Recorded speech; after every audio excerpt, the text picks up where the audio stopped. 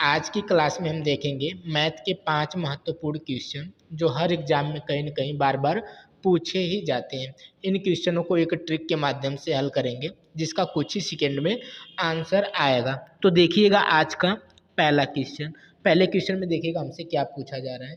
इसमें पूछा गया है कि एक व्यापारी को ₹18 प्रति किलो और ₹27 प्रति किलो वाली दो सामग्री को किस अनुपात में मिलाना चाहिए ताकि मिश्रण की कीमत ₹25 प्रति किलो हो जाए। वो कहना चाह रहा है कि जो व्यापारी है ₹18 प्रति किलो वाली एक वस्तु है और ₹27 वाली प्रति किलो वाली एक वस्तु, वो दोनों को मिलाकर ₹25 प्रति किलो में बेचना चाह रहा है। तो वो कह रहा है कि किस अनुपात में वस्तुओं यानी दालों को मिलाएँ। तो जो सामग्री उनको किस अनुपात में मिलाएँ वो हमसे पूछ रहा है। तो देखिएगा यह एलिगेशन का क्वेश्चन है। जब भी ऐसा क्वेश्चन आएगा हम कैसे लगाएंगे। तो देखिएगा जो पहली वाली सामग्री ये कै रुपये प्रति किलो है, ₹18 प्रति किलो है। कितनी की है? ₹18 प्रति किलो है। और दूसरी वाली सामग्री कितने की है? ₹27 प्रति किलो है। लेकिन वह दोनों को मिलाकर कितने में बेचना चाह रहा है? ₹25 प्रति किलो में बेचना चाह रहा है। कितने में बेचना चाह रहा है? ₹25 प्रति किलो में बेचना चाह रहा है। तो देखिएगा इतना काम करने के बाद हम क्या करेंगे, 18 से इस 25 यानी 25 और 18 का अंतर निकालते हुए इधर रख देंगे और 27 और 25 का अंतर निकालते हुए इधर रख देंगे। जब 18 और 25 का यानी 25 माइनस 18 करेंगे तो कितना आएगा? 7 आएगा। कितना आएगा? 7 आएगा। जब 27 और माइनस 25 करेंगे तो कितना आएगा? 2। तो यानी आंसर कितना आ गया? 2:7। यानी इसी अनुपात में मिलाना था। 2 और 7 के अनुपात में हमें मिलाना था, जो कि इसका आंसर हो जाएगा 2:7। यानी ₹18 प्रति किलो वाली वस्तु को वह 2 के अनुपात में मिला दे और जो ₹27 प्रति किलो वाली वस्तु है उसको 7 के अनुपात में मिला दे, तो जो वस्तु है उसकी कितने में बिक जाएगी? ₹25 प्रति किलो के हिसाब से बिक जाएगी। यानी इसका आंसर कितना आ गया? 2:7। आगे देखिएगा अगला क्वेश्चन। अगले क्वेश्चन में हमसे क्या पूछा गया है? इसमें पूछा गया है प्रथम 5 अभाज्य संख्याओं का औसत क्या होगा? प्रथम 5 अभाज्य संख्याओं का औसत क्या होगा? उससे पहले देखिएगा अभाज्य संख्या होती क्या है? अभाज्य संख्या होती क्या है? कहते हैं किसे अभाज्य संख्या? तो अभाज्य संख्या वह होती है जो केवल स्वयं से और 1 से कटती है। केवल 1 से जो संख्या केवल 1 से और स्वयं से कटती है उसी को हम क्या कहते हैं? अभाज्य संख्या कहते हैं। जैसे हमने कहा 5, हमने क्या कह दिया?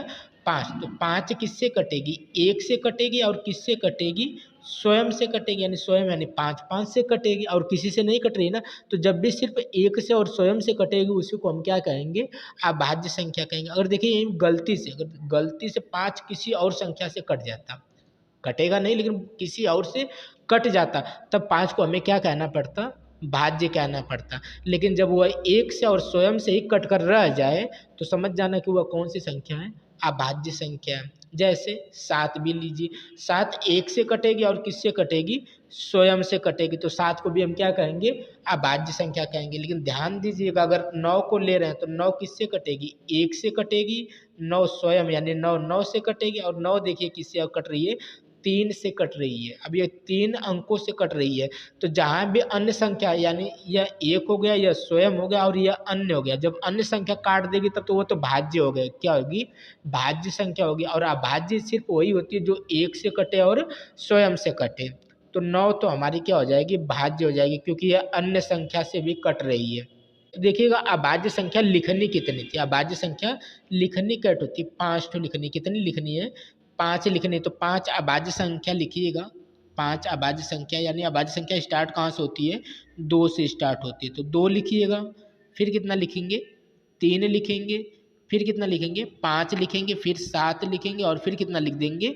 11 लिख देंगे। 9 को नहीं लिखेंगे। 9 क्या है? एक भाज्य संख्या है। हमें क्या लिखना है? अभाज्य संख्या। तो हमने कितना लिख दिया? 2 लिख दिया, 3 लिख दिया, 5, 7 और 11। अब क्या करेंगे? इन सबको जोड़ लेंगे। इन सबको क्या करेंगे? जोड़ लेंगे तो यहाँ जोड़िएगा तो 3 और 2 जोड़ेंगे 5 और 5 10 होगा, 5 10 10 में फिर 7 जोड़ेंगे 17 होगा, और 17 में जब आप 11 जोड़ देंगे तो कितना आ गया 28 आ गया। कितना आ गया 28 आ गया। और औसत बराबर होता ही है ना कि सभी संख्याओं का योग बटे कुल संख्या। तो कुल संख्या कितनी है 5 है, तो 5 से आप 28 में भाग लगा दीजिएगा। 5 से जब 28 में भाग लगाएंगे तो देखिएगा कितनी बार में कटेगा। तो 5 से 5 यानी 5 और 25 हो जाएगा, बचेगा क्या कट जाएगा। यहाँ 8 में से 5 गया 3, दशमलव बढ़ाएंगे यहाँ पे 0 लगाएंगे, 5 छक्का 30 यानी पूरा पूरा कट गया। यानी हमारा आंसर कितना आया 5.6 यानी प्रथम 5 अभाज्य संख्याओं का औसत कितना हो जाएगा 5.6, जो कि इसका एकदम सही आंसर हो जाएगा। आगे देखिएगा अगला क्वेश्चन। अगले क्वेश्चन में क्या पूछा गया है, इसमें भी औसत पूछा गया है लेकिन प्रथम 16 प्राकृतिक संख्याओं का औसत पूछा गया। प्रथम की 16 प्राकृतिक संख्याओं का औसत पूछा गया। तो प्राकृतिक संख्या कहाँ से स्टार्ट होती है 1 से, फिर 2, फिर 3, यानी ऐसे करके कहाँ तक पूछा है 16 तक पूछा। कहाँ तक पूछा है 16 तक पूछा है। तो इसमें देखिएगा तुरंत इसको कैसे हल करेंगे। तो जहाँ तक पूछा है वहाँ तक लिख लेंगे।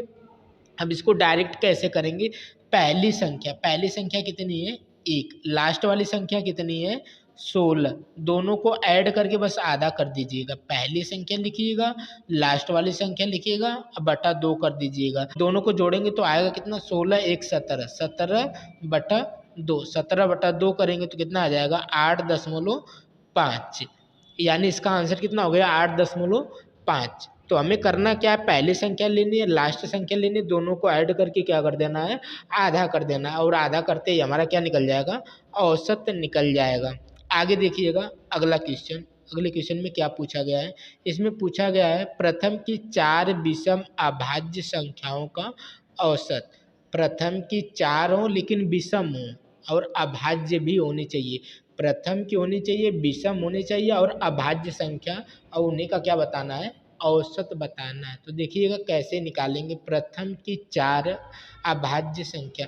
इसमें अगर नोट करिएगा, अगर आप 2 से स्टार्ट कर रहे हैं तो गलत है ना, 2 से अगर आप स्टार्ट कर रहे हैं अभाज्य संख्या तो क्या होगा गलत होगा। 2 क्या है एक सम अभाज्य संख्या, क्या है सम अभाज्य संख्या, और हमें चाहिए क्या विषम अभाज्य संख्या। तो हम कहाँ से स्टार्ट करेंगे गिनना, हम 3 से लिखेंगे। कहाँ से लिखेंगे 3 से लिखेंगे। 3 के बाद कितना लिखेंगे 5 लिखेंगे, 5 के बाद कितना लिखेंगे 7 लिखेंगे, 7 के बाद कितना लिख देंगे 11 लिख देंगे, और इन सबको क्या करेंगे ऐड कर लेंगे। इन सबको ऐड करेंगे तो देखिएगा कितना आएगा 7 3 10 5 15 होगा, 15 और 11 जैसे ही आप जोड़ेंगे तो कितना हो जाएगा 26 हो जाएगा। कितना हो जाएगा 26।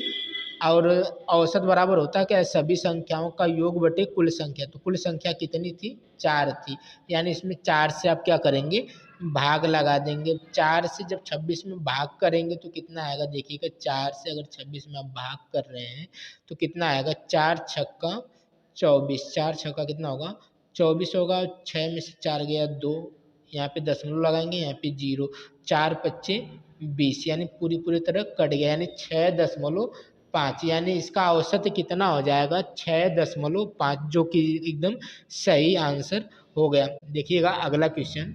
अगले क्वेश्चन में क्या पूछा गया है, इसमें पूछा गया है कि पहली पहली 6 सम संख्याओं का औसत ज्ञात करिए। तो 6 सम संख्याओं का औसत ज्ञात करना है। तो लिखिएगा सम संख्या कहाँ से स्टार्ट होती है 2 से स्टार्ट होती है। तो 2 होगी, फिर क्या होगी 4, फिर 6, फिर 8 लिख देंगे, फिर कितना लिख देंगे 10 लिख देंगे, और फिर कितना लिख देंगे 12 लिख देंगे, है ना। तो देखिएगा 2 हो गया, 4 हो गया, 6 हो गया, 8 हो गया, 10 हो गया, और क्या हो गया 12 हो गया। तो फिर वही काम करेंगे, पहली संख्या लिखेंगे कितना है 2, लास्ट वाली संख्या कितनी है 12, और बटे क्या कर देंगे 2, हमारा औसत निकल के आ जाएगा। तो 12 और 2 जोड़ेंगे तो कितना होगा 14, और 14/2 करेंगे तो कितना आ गया 7 आ गया, जो कि एकदम सही आंसर हो जाएगा। यानी इसका औसत कितना हो गया 7 हो गया। और इसे देखने मात्र से भी इसका औसत निकाल सकते हैं। तो देखिए कैसे निकाल सकते हैं, 6 संख्याओं का औसत पूछा, और औसत का मतलब होता है क्या है बीच वाली संख्या। औसत का मतलब क्या होता है बीच वाली संख्या। और 6 सम संख्याओं को देखना था, तो 6 सम संख्या देखिएगा 3 इधर कर दीजिए और 3 क्या कर देंगे, इधर कर देंगे। तो बीच में बचेगा क्या, इधर 6 और 8 के बीच में क्या बचेगा, 7 बचेगा। क्या बचेगा, 7 बचेगा। तो ऐसे भी हम देख सकते थे। और पहली संख्या लास्ट संख्या बटा 2 करेंगे तब भी हमारा आंसर कितना आ जाएगा, 7 आ जाएगा। तो इसका आंसर कितना हो गया, 7 आ गया। तो आज के ये 5 महत्वपूर्ण क्वेश्चन थे। उम्मीद करेंगे कि पाँचों क्वेश्चन आपको समझ में आ गए होंगे। अगर ये पाँचों क्वेश्चन आपको समझ में आ गए होंगे तो वीडियो को लाइक शेयर एंड सब्सक्राइब कर लीजिएगा। मिलते हैं अगले वीडियो में।